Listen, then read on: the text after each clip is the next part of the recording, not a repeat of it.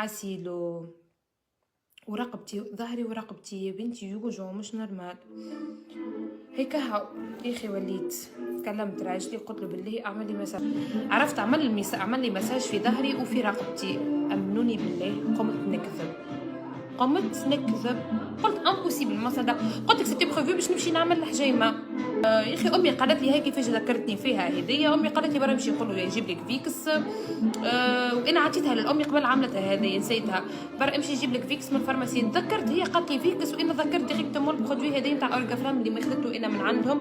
طياره على الاخر نتاع برد نتاع ظهر يوجع. شفتك سورتو كان يبدا قاعد برشا يختم على البيسي تحسه كان ميله تمشي في ظهرك في سلسله ظهرك هكا. عرفتوا البنات فريمون حاجه طياره على الاخر. جربت الاورغافلام نتاعهم من ا جوسكا زيت. ديجا هاكم شفتوا وجهي ناتوريل ها كان المش تراو فيه خاطر برودويتها نتاع الوجه طياره على الاخر. البرودوي هذايا اللي ظهره وجع فيه الكيبو وجع فيه عباره راهو ريحته قويه بصفه اقوى من الفيكس. دونك هذه اورغافلام ديجا هي اسمها اورغاكال هي نحي الوجاعه بصفه غير عاديه. كاين وجاعه برد كاين وجاعه ظهر كاين وجاعه رقبه. ديجا اخذ تشدك شتي كامل شفتوها معبيه تشدك شتي كامل بالرغم انا عملت بها يمكن 3 فوا وامي عملت فيها 2 فوا. شو تلمو قويه على الاخر وتسيب الزيت نتاعها. عرفت تلمو قويه على الاخر. تحط كين شويه منها وتدهن بها في البلايص اللي يوجعوا فيك على الاخر. واللي يحب يعملها الصباح يعملها. اما انا ماذا بيا تعملوها في الليل وتتلفوا كلكم بالفراشيه وتغموا رواحكم وترقدوا. حتى المكربين راهو تبدا تحس بدنها ولا الا خشمها على خاطرها اقوى من الفيكس ومعموله بحاجات ناتشوريل. هاك سمعت كليل زعتر نعناع فهمتوا.